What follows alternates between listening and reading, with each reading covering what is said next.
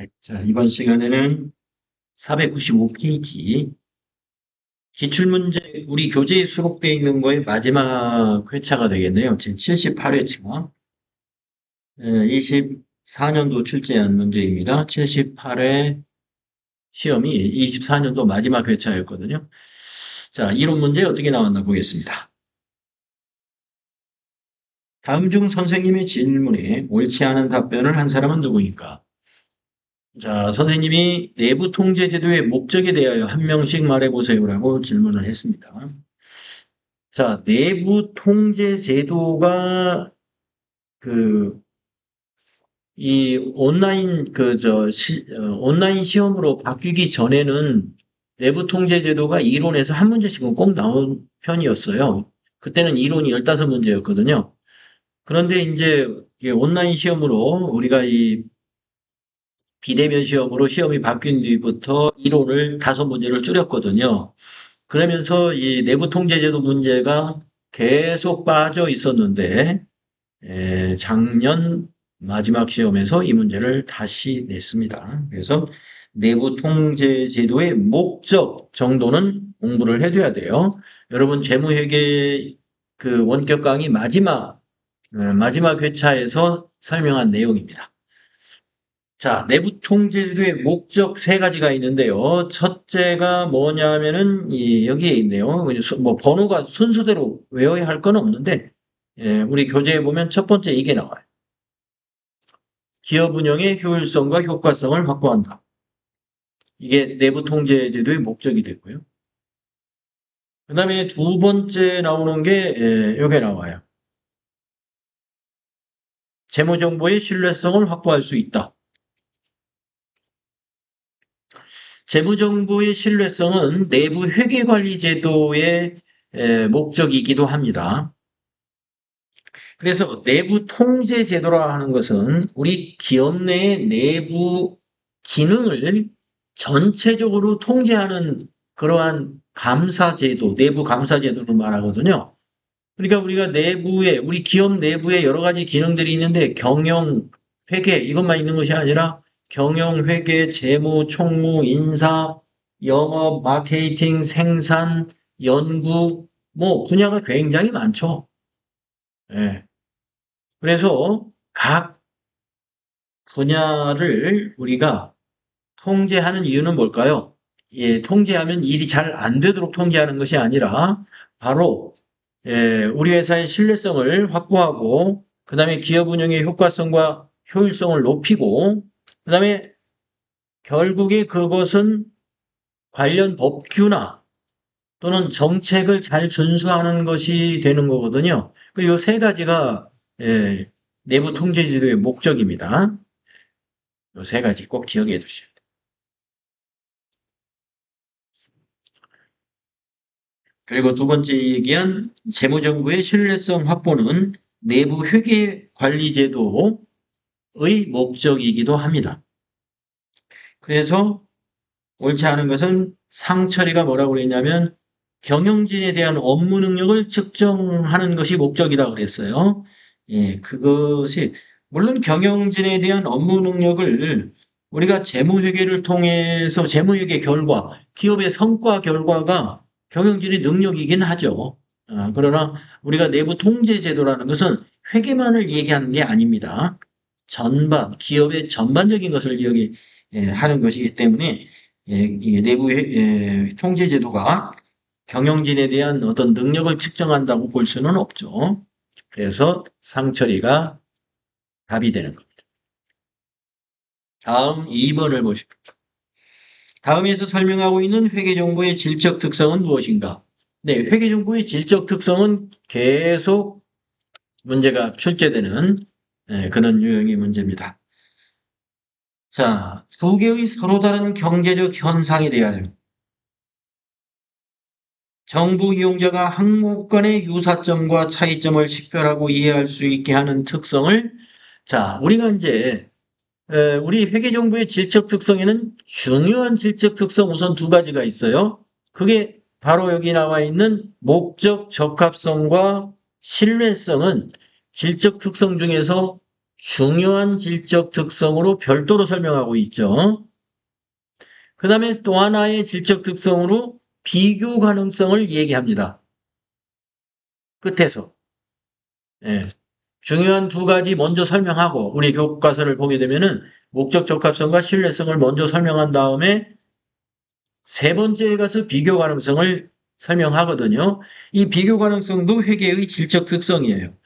자, 두 개의 서로 다른 경제 현상이라 하는 것은 기업 간의 비교를 의미한 것 같아요. 기업 간의 비교.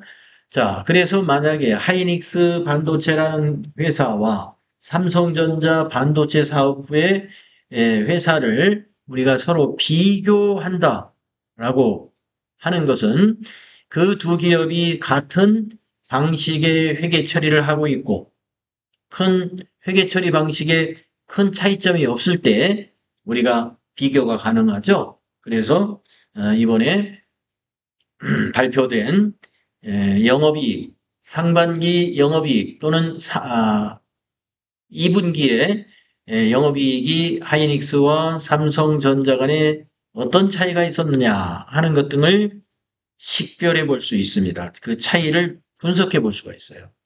예. 그래서 최근에 우리가 환율이 많이 떨어지면서 수출에 그 나쁜 영향을 미치죠. 환율이 떨어지면. 예.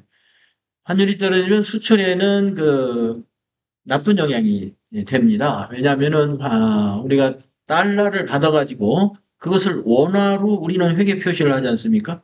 예. 그러니까 환율이 좋았을 때는 만약에 100달러를 수출했다. 그러면 환율이 높았을 때는 그 원화로 환산했을 때 높은 가격으로 매출액이 환산이 된단 말이에요. 그런데 지금처럼 환율이 과거에 비해서 한 3개월 전에 비해서 많이 좀 떨어져 있어요. 그러니까 전분기하고 비교했을 때는 동일한 양의 반도체 수출을 했음에도 불구하고 영업이익은 낮게 나와줄 수가 있습니다. 양은 같은데 매출액이 줄었기 때문에. 그래서 그런 것들, 우리가 영업이익이 만약에 1분기 대비 2분기에 많이 줄었다라고 했을 때 이익률은 같은데 왜 많이 줄었느냐, 뭐 이런 것 등을 이제 분석을 하다 보면은 바로 그런 환율 같은 것이 원인이 있구나. 뭐 이렇게 분석해가지고 요즘 경제 뉴스 많이 막 들어보시면 그렇게들 얘기하고 있을 겁니다. 물론 뭐 그것만이 전부는 아니겠지만 그 환율 하락한 부분을 극복하고 만약에 수출이 더 양적으로 더 늘었다든가 그랬으면은 또 이익이 늘어날 수도 있는데 양적으로 증가는 없었는데 환율만 떨어졌다 하면은 그 3개월 전에 비해서는 확실히 이익률이 낮아지게 나온 거죠. 자, 요 네모 박스에 있는 것은 바로 기업 간의 비교 가능성에 대한 이야기를 하고요. 우리가 이제 비교는 기업과 기업 간만의 비교만이 아니라 하나의 기업에서 전기와 단기를 비교하기도 해요. 전기와 단기를. 네, 이것이 다 비교 가능성에 대한 얘기입니다. 답은 3번. 비교 가능성을 답이 되도록 문제를 내는 것은 흔한 문제가 아닙니다. 보통 여러분 앞에서 기출문제를 쭉 여러 번 보셨겠지만 질적 특성 문제가 나왔다. 그러면 보통 어디서 물어보냐면 목적 적합성의 하위 질적 특성 내지는 신뢰성의 하위 질적 특성 이걸 가지고 문제를 주로 내는 편이었어요. 이번에는 비교 가능성을 문제로 낸다. 다음 3번 보시면 다음 중 주식회사 한공의 재무상태표에 대한 설명으로 옳지 않은 것은 이렇게 물었습니다. 네, 어디서 본 듯한 문제입니다. 예, 이런 문제를 지금 24년도의 경우는 두세 번 문제를 냈다는 거예요. 다시 나올 확률도 많겠네요. 자, 재무상태표의 왼쪽 차변의 요 합계는 자산합계이고요. 자산은 여기서 여기까지가 유동자산이고 이 두 개가 비유동자산이네요. 자산의 분류를 할 줄 알아야 돼요. 그 다음에 오른쪽 대변의 합계 220만 원은 부채와 자본의 합계네요. 그래서 부채는 여기까지가 부채인데 매입 채무는 유동부채이고, 요 두 개가 비유동부채이군요. 이런 식으로 자산은 유동자산과 비유동자산, 또 부채는 유동부채와 비유동부채. 이렇게 구분이 가능해야 답을 찾을 수 있어요. 자, 1번. 비유동자산은 70만 원이다. 예, 맞죠? 아래에 있는 요의 비유동자산이에요. 그 다음에 유동자산은 150이다. 맞죠? 현금부터 상품까지. 당좌자산과 재고자산이 유동자산이니까 150만 원 맞습니다. 자본은 30만 원이다. 네, 맞죠? 여기 자본금과 이익잉여금까지 있습니다. 비유동부채는 80만 원이죠. 여기 비유동이니까. 그래서 4번이 답이 되는 거. 옳지 않은 거. 4번. 다음 4번 보시면 다음 자리를 토대로 회계 처리 시 옳은 것은 이랬습니다. 12월 1일 가수금으로 회계 처리했던 20만 원이 상품 주문에 대한 계약금으로 판명이 되었다. 그러면 여러분 가수금은 임시계정의 유동부채 계정 과목이에요. 가수금이 임시계정 과목입니다. 그리고 유동부채로 분류되는 거예요. 그 원인이 밝혀졌으니까 부채 감소시켜야 되겠네요. 그러면 가수금은 차변, 부채 감소. 자, 원인은 대변. 계약금은 선수금이 되죠. 계약금으로 받은 것이 확인됐다. 그래서 차변에 가수금, 대변에 선수금 있는 것을 찾으면 되겠습니다. 4번이네요. 네, 가수금의 정리 문제였어요. 네, 이 문제도 가끔 나옵니다. 가수금 정리 문제. 다음 5번. 다음 중 무형자산에 해당하는 것만을 고른 것은 이 개념 과목 분류를 가지고 여러 가지로 문제를 내죠. 뭐 현금 및 현금성 자산을 골라라든가 아니면 판매비와 관리비만 골라서 뭐 합계를 물어본 적도 있고 여러 가지 방식으로 물어봅니다. 이번에 물어본 것은 무형자산의 개념 과목만 골라보아라. 네, 영업권 무형자산이죠. 산업재산권 무형자산이죠. 개발비가 무형자산. 개발비라는 개념 과목은 이름으로만 보면 꼭 비용 같습니다만은 비용이 아니라 무형자산입니다. 그래서 가라아 2번이 답이 되겠습니다.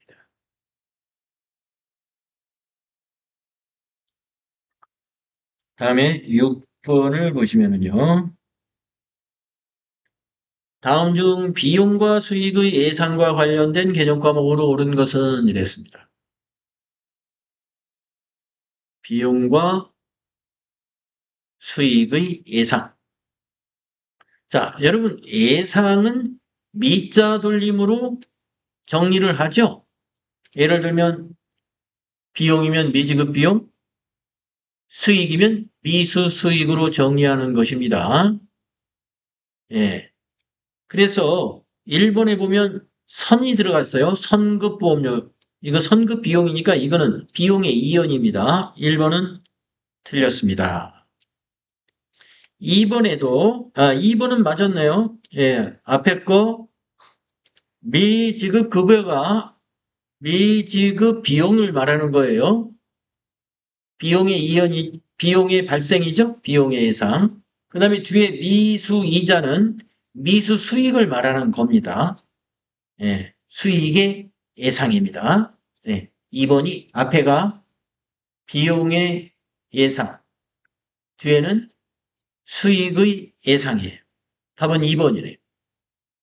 3번은 선급 임차료가 들어갔죠. 이건 선급 비용을 말하는 겁니다.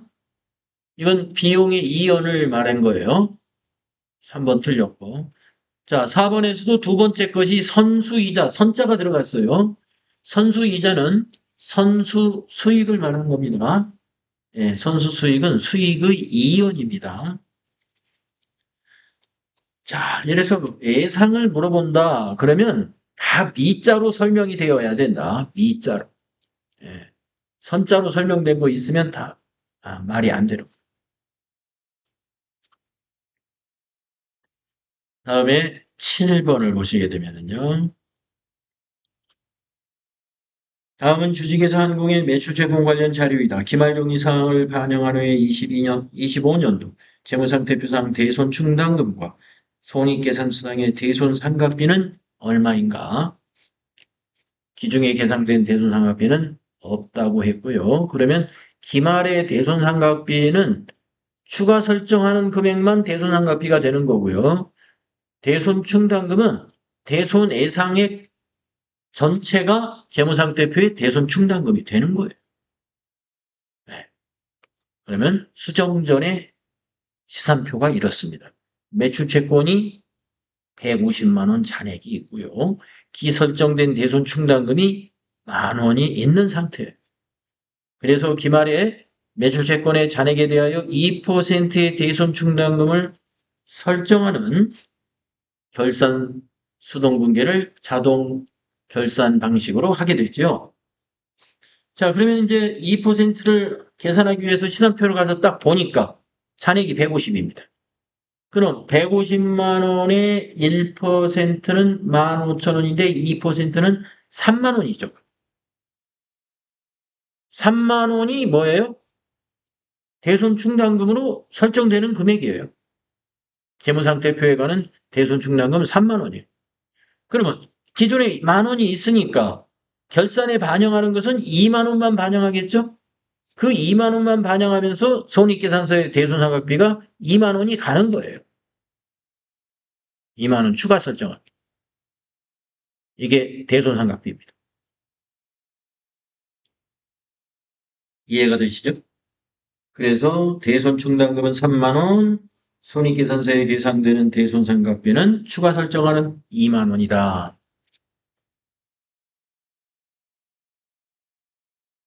2번의 답이. 네, 결산을 문제로 낸 거죠. 다음 8번 부가가치세 이론 문제입니다. 부가가치세법상 사업장에 대한 설명으로 옳지 않은 것은 이랬어요. 1번 사업장이 둘 이상인 경우 주 사업장에서 총괄하여 부가가치세를 신고 납부하는 것이 원칙이다. 틀렸습니다. 네, 우리가 부가가치세법에서 신고 납부는요. 원칙은 뭐냐면은 사업장별로 신고하고 납부하는 게 원칙인 거예요.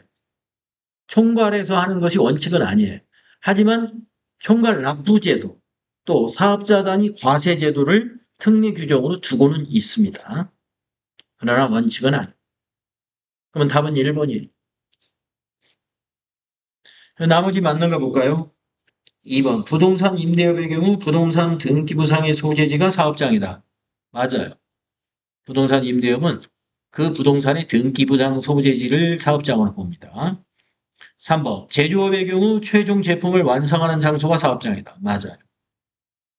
4번 직매장은 사업장에 해당하나 하치장은 사업장에 해당하지 않는다. 맞습니다.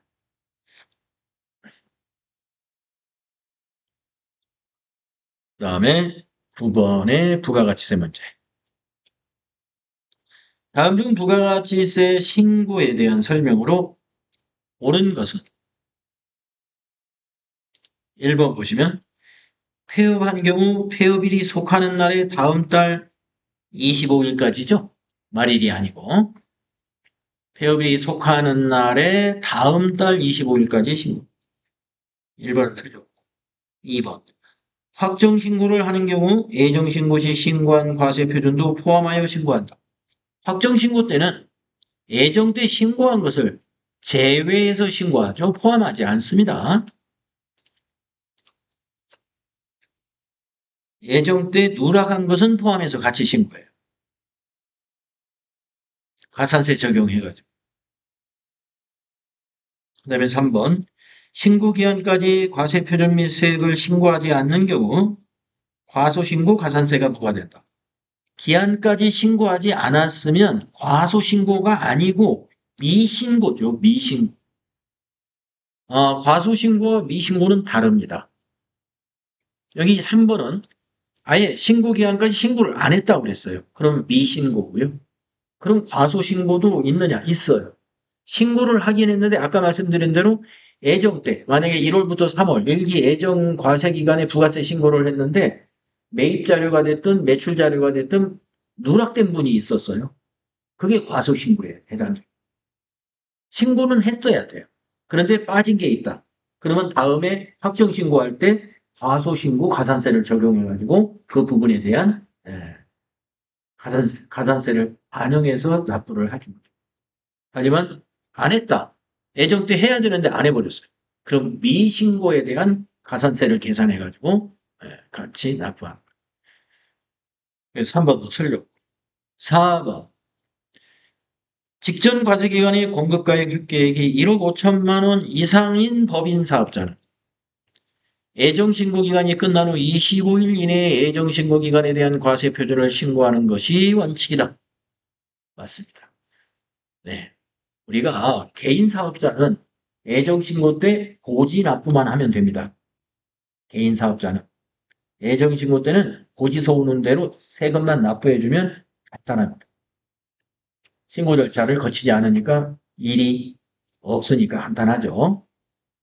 돈만 내주면 되니까. 그런데 법인 사업자는 제외되는 경우가 딱 요 4번에서 나온 직전 과세 기간이니까 6개월이에요. 직전 과세 기간. 우리가 1과세 기간은 항상 6개월입니다. 1월부터 6월 아니면 그 다음 2기에는 7월부터 12월.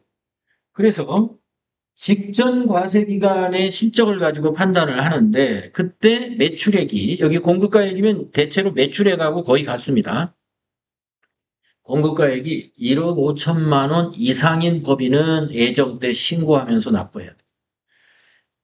1억 5천만 원 미만인 법인은 개인 사업자처럼 예정 때는 고지 세액만 납부해 주면 돼요. 자, 그래서 옳은 것은 4번이 되겠습니다. 다음에 10번을 보시면 다음은 제조업을 영위하는 주식회사 한공의 25년 제2기 부가세 예정신고기간의 매입 내역이다. 매입세 공제 금액은 얼마인가? 이렇게 묻습니다.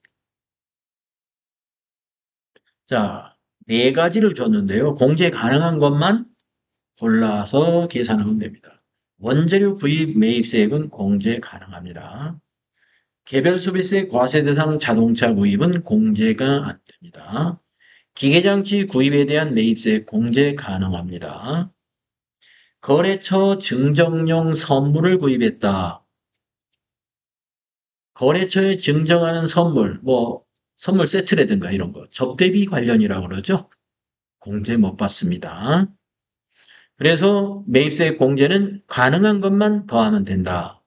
300만 원이 답이 된다. 네, 78회에 있는 이론 문제 풀이해드렸는데 혹시 추가 질문 있는 거 있으면 설명 이어서 더 해드릴게요.